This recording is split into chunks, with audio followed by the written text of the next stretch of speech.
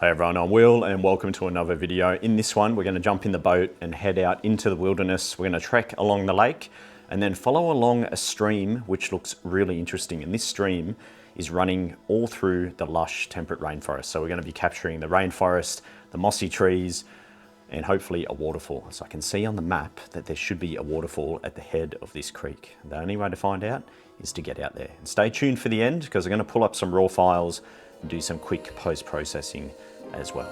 Let's do it.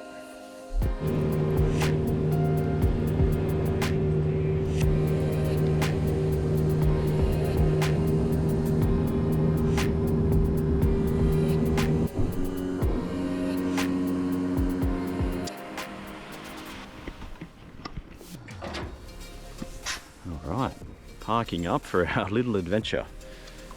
The lake level is so high, which means normally there's a bit of sand on a place like this, a bit of beach. But now the lake has just consumed the beach, so we're more or less bringing the boat right up, practically into the forest. We're going to go exploring here and follow a creek.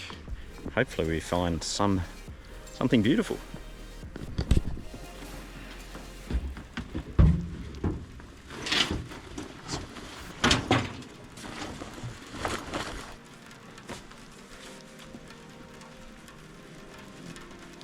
Pretty surreal, isn't it? Yeah.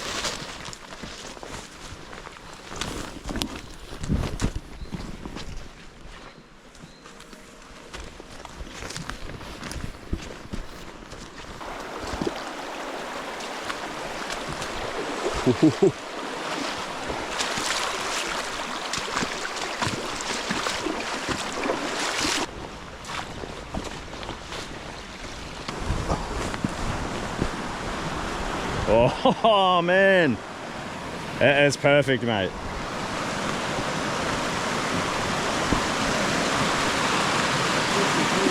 Look up there, that's the spot. Perfect amount of volume.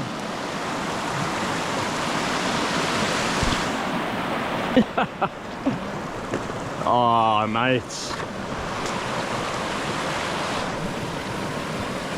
This is paradise to us. Lush trees, moss, ferns. The water is just pristine.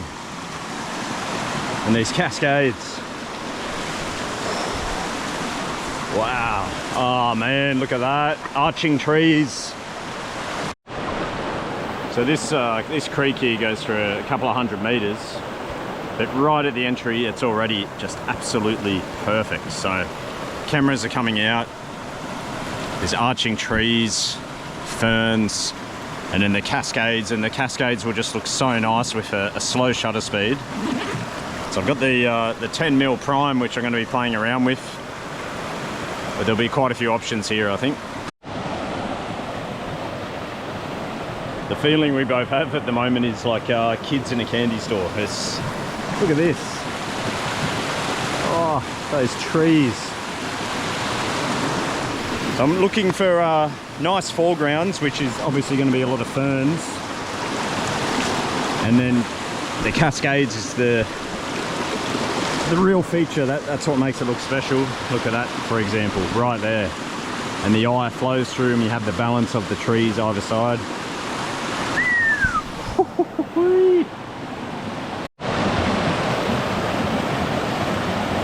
landscape photography, and especially using the wide angle, it's just a game of balance. Trying to make sure that key features are counterbalanced in the frame in order to help guide the eye. When you're working with a creek or a river like this, and you're looking upstream, you'll generally have a wide to narrow progression, just like if you stood in the middle of the road. So that instantly helps the eye travel through the frame, but then you just want to make sure the edges are evenly balanced with subject matter.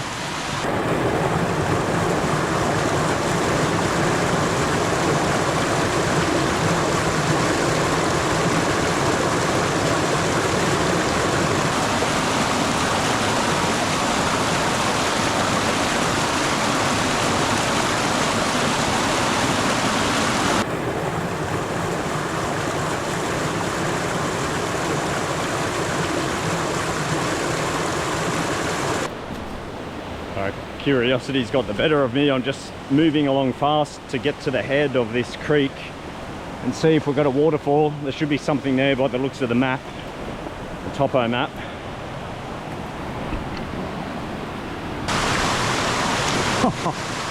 You betcha. Look at that.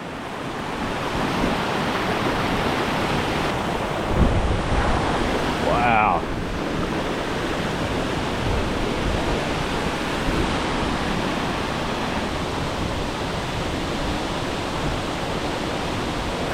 I'm just looking up options here to photograph this beautiful waterfall. What a stunner. Really liking that tree on the right. If we go too far to the left, you can't see the fall, so we really need to be within this zone here.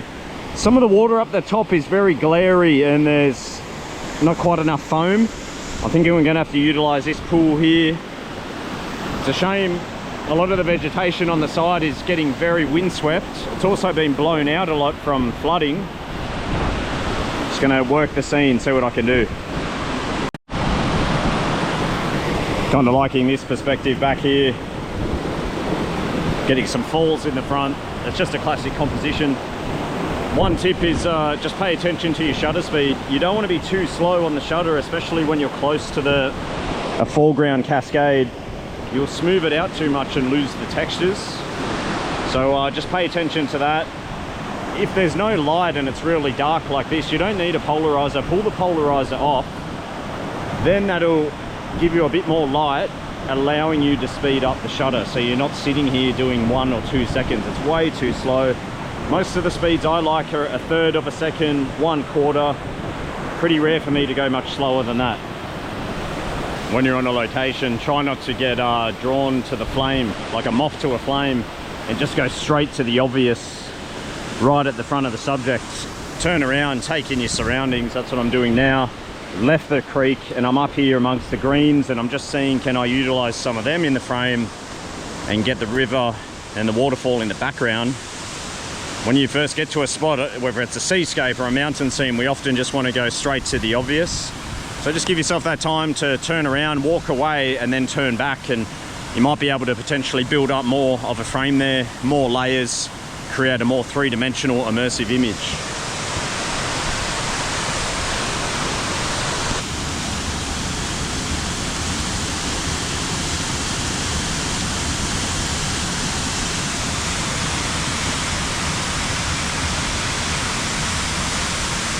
Well, I've sat on this little window I found, sat here for some time. This tree's just created a pretty awesome curve. One of the challenges is making the foreground more interesting, so I've just picked up some of these leaves on the right-hand side. And you can see the perspective here. So this is where the ultra wide just really comes into its own. 10mm, 12mm. The 10 though is just extraordinary. So you'll be able to work a natural frame like this and build it out, and it's just a seemingly something you just walk right past. So you got to pay close attention. I've been doing a blend of shutter speeds just because every now and then there's a breeze, so I'll do a faster shutter, and then I've done some with a slower shutter. I don't bother checking too much in the field here. I just like to be in the zone, so I'll just vary the shutter speed for multiple frames. ISO 640 at the moment, f11 and 1/3 of a second, and the exposure's fine. But yeah, every now and then these plants are a little fuzzy because of that breeze, so I just have to time it when the breeze is not quite there. And also where I focus. If I focus too far away, the foreground will be soft, vice versa. Focusing just in front of the foreground at f11 is pretty much getting me the coverage. Otherwise, worst case, a focus stack is also another thing you can do. I say worst case because you don't really want to have to give yourself more work to do in processing. That's what a focus stack is. It's just more work later on. But that's where we're going to focus on the foreground, midground and background, and then you can blend those frames together. Dylan is smiling away, so we kind of split up as we do. Once you get in the zone, it's quite nice just to start shooting and no more socializing. And he's finally just come here to the waterfall and he's got the biggest smile on his face. Where Dylan lives is Western Australia, which is coastal, and you know, you just don't get this type of greenery. I'm gonna get a couple more here. I don't want to sit on this too long because when I do this, you think, oh, this is the frame, spend a lot of time on it, you get home and it just doesn't speak to you. So I've learned not to dial in a comp too much. Allow that time to just try other ideas.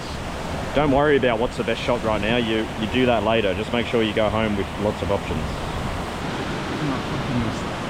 Just the greens, hey? Yeah.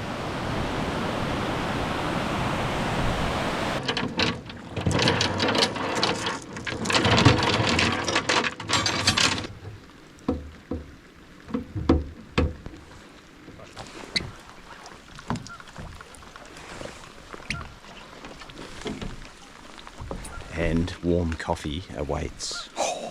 We are ready to go. We've got about 20 Ks to get home. Just in time, look at that.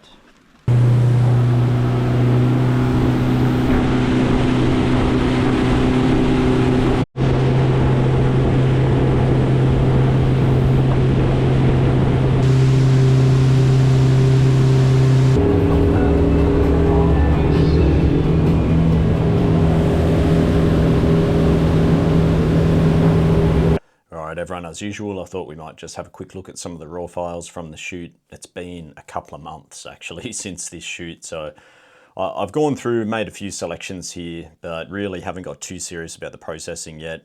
As usual, I'm looking through and I'm just thinking, man, I didn't do it justice, so we're going to head out there again another time in the future for sure. A couple of examples here to look at. This is the general concept of what I'm trying to achieve in a place like this, where I'm including some of the surrounding environment with the ferns, the log, the moss, trees, and then those cascades. And typically I'm putting cascades in that middle area and getting that diminishing perspective. You can see where we're going from wide to narrow leading through. You're seeing that same thing right here with this frame as well. Now, a couple of hard things that were going on. Firstly, the ferns were just moving around a little bit. And when you're shooting these slow shutters, you can see the fern is just a little soft on this top left. We're sharp here and through the rest of the frame, but you know, 1/4 of a second, that's great for the water, but then if there's a bit of movement in these ferns. So normally what you do there is speed up the shutter, and you have to do basically an exposure blend, shooting faster shutter speeds for the plant life. And then in post, we blend it together. I gotta say, you know, as the years roll on, I'm just doing stuff like that less and less. I just can't be bothered, and I guess I'm really fortunate to live where I do. So if I miss an opportunity like this one, you know, maybe I'll go back and retry. That's not always possible though. So I do shoot quite a lot of frames in the field, so I can go through and maybe see, all right, is there one there that is sharp? So that's probably going to be the case with this one. Hopefully we'll be able to do that. I didn't mind this perspective. Very rarely for me to look downstream. I generally find looking upstream works better to get that pull through diminishing perspective effect. I didn't mind that perspective there looking downwards. Just applied a landscape profile, raised the shadows a little here so you can see what's going on. Just gives you a rough idea. Of course, this one, I really like the greens here in that lovely water. You could see in the video, the watercolor was just incredible. The downside here is I couldn't get any plant life in the immediate foregrounds. Not the deal breaker, but even in the background, it's just lacking some kind of characteristic tree. You look at this first frame, look how we've got that nice branch coming over. Even in the background here, these trees, they're all really characteristic trees leaning inwards, whereas just this particular point in the creek just was lacking, you know, a few big mossy beech trees there that can kind of arch over the creek. So it's like, man, it's so hard. When you've been doing this as long as I have as well, there's no point just settling for second best. So, you know, I'm being probably overcritical here. Nothing wrong with that. Still had a great time out there, but these are just those little details that I'm looking for and hoping to get to make it worthy of actually, you know, processing properly, putting on the website and actually sharing with the world. So I hope you don't mind me here on YouTube just showing you behind the scenes and the general thought process. Another challenge again, you know, the waterfall area. It was so hard to look straight ahead at the waterfall and see the waterfall properly because it was in that small little canyon. All those perspectives where we could see the waterfall, it was just lacking the plant life. So honestly, this ended up being a really hard shoot. In the field, I was having such a great time. It's not until you get home, come back with fresh eyes and you're out of that flow state, and then it's like, wait a minute, is there really something here?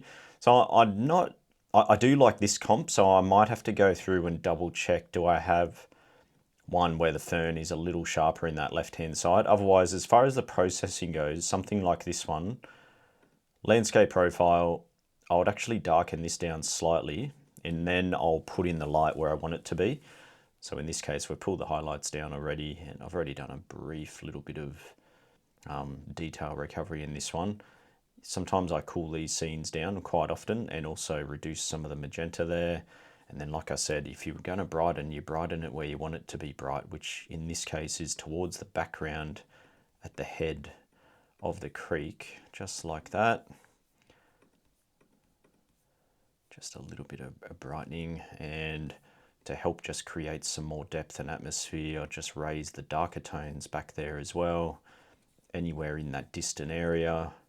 Less is more, guys, with the processing. One little tip, I'll show you how we have these gaps in the canopy. One thing you can do, we'll just open this up into the main section of Photoshop. So we're just in camera raw there, but here in Photoshop, sometimes what I might do in this case is edit, transform, warp, and I'll just pull aside. You got to remember this was shot at 10 mil, so it's incredibly distorted anyway, which doesn't matter too much when you're working with trees which are curved and twisted. It doesn't really matter.